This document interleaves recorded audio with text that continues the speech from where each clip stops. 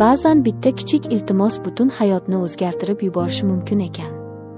O'sha kuni divanni surishga yordam berish uchun kirganimda, bu shunchaki qo'shnichilik yordami deb o'ylagandim. Lekin kenayimning nigohida, uning titroq ovozida boshqa narsa bor edi. U 2 yildan beri farzand kutar, lekin umidlari so'nib borayotgan edi. Oramizdagi o'sha ko'rinmas ip. Keyinchalik dunyoga kelgan o'sha jingalak sochli bola. Bu tasodifmi yoki gunohli sir? Bugun men sizga o'z vijdonimni qiynab kelayotgan haqiqatni aytib beraman. Men Anvarman. Yoshim 20 da. Fizkultura universitetining 2-bosqich talabasiman. Hayotim oddiy, o'qish, mashg'ulotlar, uy. Onam va singlim bilan shaharning eski, ammo mustahkam 4 qavatli binolaridan birining 3-qavatida yashaymiz. Otam Rossiyada. Uzoq yillardan beri o'sha yerda ishlaydi. Oyda bir marta qo'ng'iroq qiladi, xolos. Biz uning ovozini sog'inamiz, lekin u biz uchun, ro'zg'orimiz uchun mehnat qilayotganini bilib, sabr qilamiz. Kunlarim bir xil o'tardi. O'qishdan charchab qaytaman, ovqatlanaman, dam olaman. Ammo bir kun, o'sha kun hammasini o'zgartirib yubordi. O'qishdan qaytayotgandim. Zinadan ko'tarilayotsam, yuqori qavatda, 4-qavatda yashovchi kenayim, Nargiza opa, ism o'zgartirilgan, meni to'xtatdi. U yosh, chiroyli, lekin ko'zlarida doim qandaydir ma'yuslik bor ayol edi. Erim ham Rossiyada, bizning dadam bilan birga ishlardi. Anvarjon, dedi u muloyim ovozda. Iltimos, yordam bera olasizmi? Uyda og'ir divanni surish kerak edi, kuchim yetmayapti. Rad eta olmadim. Qo'shnichilik haqqi, qolaversa, ayol kishiga yordam berish yigitlik burchi. Albatta, kenay, dedim. Kiyimimni almashtirib, yengilroq kiyinib yuqoriga chiqdim. Eshikni o'zi ochdi. U ham kiyimini almashtirgan ekan. Egnida yubka, ipak xalat. Sochlari yoyilgan. Uy ichidan qandaydir shirin atir hidi kelardi. Kiring, hijolat bo'lmang, dedi u jilmayib. Xonaga kirdim. Toza, saranjom uy. Faqat o'sha divan o'rtada turardi. Men divanni ko'tarib, u aytgan joyga surdim. Ish qiyin emasdi. Lekin divanni surayotganimda uning ostidan nimadir tushib ketdi. Kichkina bir narsa. Nargiza opa shoshib, qizarib ketib uni yerdan oldi va cho'ntagiga soldi. Men o'zimni ko'rmaganga oldim, lekin yuragim duk etib ketdi. Bu vaziyatda qandaydir intimlik, qandaydir sirlilik bor edi. Biz biroz suhbatlashdik. U menga choy taklif qildi. Rad etdim, lekin uning ko'zlaridagi iltijo va yolg'izlikni ko'rib, bir piyola choy ichishga rozi bo'ldim.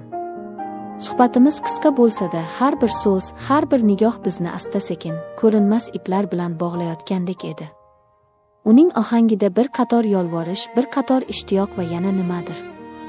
Men tushunmagan, lekin his qilgan nimadir bor edi. Oradan bir necha kun o'tdi. Men o'sha voqeani unutishga harakat qilardim. Lekin Nargiza opa unutmagan ekan. U meni yana chaqirdi. Bu safar kir yuvish mashinasini joyidan jildirish kerak ekan. Keyingi safar rozetka buzilib qolibdi. Yana bir safar shkafning chirog'i o'chib qolibdi. Bahonalar ko'payardi.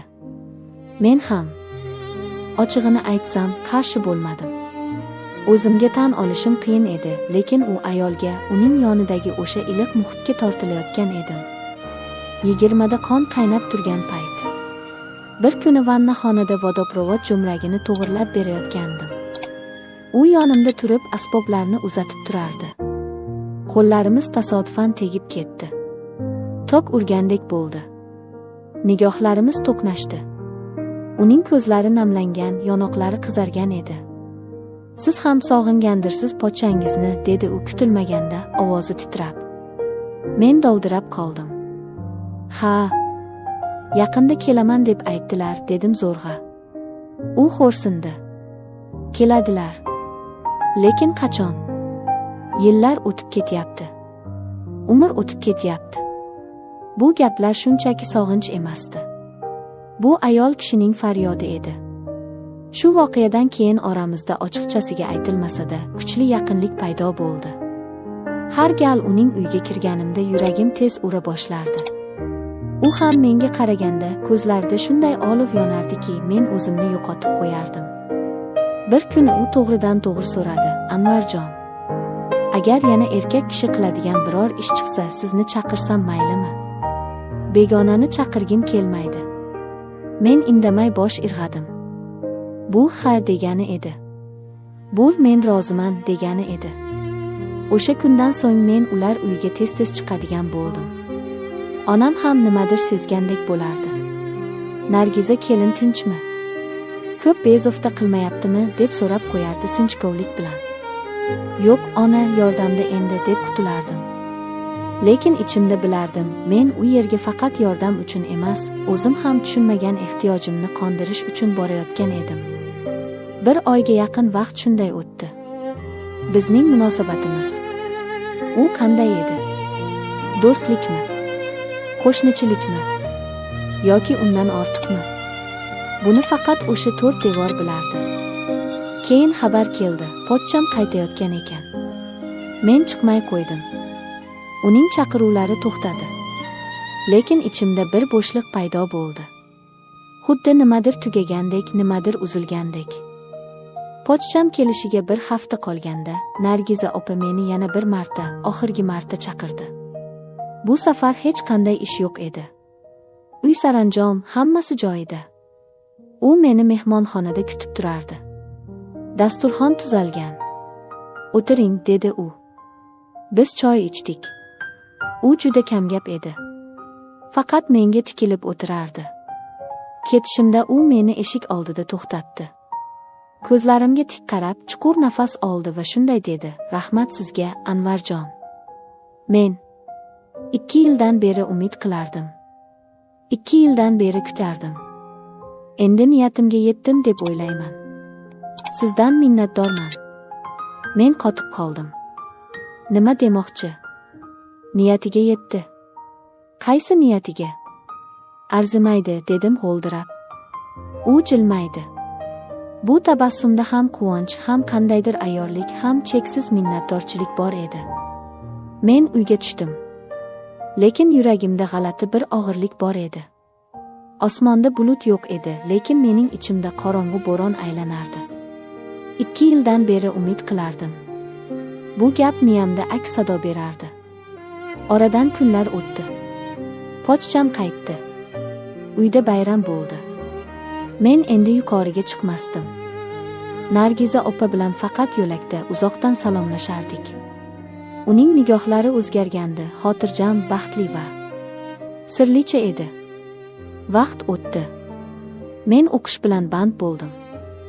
Lekin har kuni derazadan yuqoriga qarash odatim qolmagandi. Bir kuni pastdagi do'konda Nargiza opani ko'rib qoldim. U o'zgargandi. Qorni biroz chiqqan, egnida homilador ayollar kiyadigan keng ko'ylak. Yuzida esa o'sha yengil, baxtli tabassum. "Salom, Kenay", dedim. "Salom, Anvarjon. O'qishlaringiz yaxshimi?" "Yaxshi. O'zingizchi? Sog'liqlaringiz joyidami?" "Ha", dedi u ko'zlarini olib qochib, lekin labidagi tabassumni yashira olmay. "Hamma narsa yaxshi. Endi hammasi joyida. Endi hammasi joyida." Bu so'zlar yana yuragimga o'qdek qadaldi.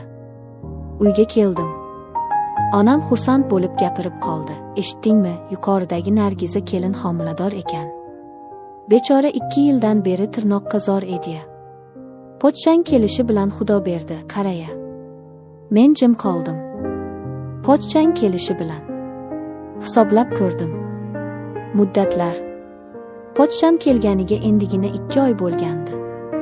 Qorni esa ancha kattaroq ko'rinardi. Mening ichimda shubha uyg'ondi. Dahshatli shubha. Rahmat sizga. 2 yildan beri umid qilardim. Nahotki o'sha yordamlar, o'sha yaqinliklar beis ketmagan bo'lsa, men derazaga qaradim. Tashqarida oppoq qor yog'ayotgandi. Hamma izlarni yopayotgandi. Lekin mening yuragimdagi izni, vijdonimdagi savolni hech qanday qor yopa olmasdi. Oradan 4 yil o'tdi. Men hozir 4-kursman. Biz Toshkentga ko'chib o'tdik. Onam o'qishim yaqin bo'lsin deb kvartira ijaraga oldilar. Eski uy, eski derazalar, eski sirlar ortda qoldi deb o'ylagandim. Lekin tushlarimda o'sha ayolni ko'rardim. Goh yig'lardi, goh bolani quchoqlab menga termulardi. Yaqinda singlim telefon qildi. Aka, dadam qaror qildilar, biz eski uyimizga qaytar ekanmiz. Ijarada turmaymiz dedilar. Men o'sha kecha uxlay olmadim. 3 haftadan so'ng biz eski uyimizga qaytdik. Hovlida eski tanishlar, qo'shnilar bilan ko'rishdik. Hamma o'zgargan. Men o'sha tanish eshikka qaradim. Yuqori qavatga. To'xtab qoldim. Bu eshik ortida mening yoshligimning eng katta siri yashiringan edi. To'satdan eshik ochildi. Nargiza opa chiqdi. U yolg'iz emasdi. Yonida 3-4 yoshlar atrofidagi bir bola. Oppoq, jingalak sochli, qop-qora ko'zli bola. Meni ko'rganimda oyog'imdan jonim chiqib ketayozdi. Men yoshligimda xuddi shunday edim. Onamning albomidagi mening bolalikdagi rasmlarim. Xuddi shu bola edi. Jingalak soch, qora ko'z. Pochchamning sochlari to'g'ri sariqroq edi. Nargiza opaniki ham silliq. Bu bola menga o'xshardi. Nargiza opa meni ko'rib bir zum to'xtadi. Uning ko'zlarida qo'rquv emas, balki chuqur bir minnatdorchilik va sokinlik bor edi. "Salom, Anvar", dedi u jilmayib. "Salom. Bu bolangizmi?" so'radim ovozim titrab. "Ha", dedi u bolaning boshini silab. "Ismi nima?" "Yusufjon. Yoshligingizda sizni shunday chaqirishlarini eshitgandim", dedi u ma'noli qilib. Men ichimda zilzila bo'layotganini his qildim. Men bolaga qaradim. Bola menga qaradi va beg'uborlarcha jilmaydi. Bu tasodifmi? Yoki taqdirning hazilimi? Yoki mening gunohim va savobimmi? Buni hech kim bilmaydi. Faqat men va u ayol bilamiz. Va endi bu sirni bir umr ko'tarib yurish mening qismatim. Azizlar, hayot ba'zan biz kutmagan ssenariylarni yozadi. Hukm qilishga shoshilmang. Har bir qalbning o'z haqiqati bor. E'tiboringiz uchun rahmat. Agar hikoyam sizni o'yga toldirgan bo'lsa, Hikoyachi Momo kanaliga obuna bo'ling. Xayr, salomat bo'ling.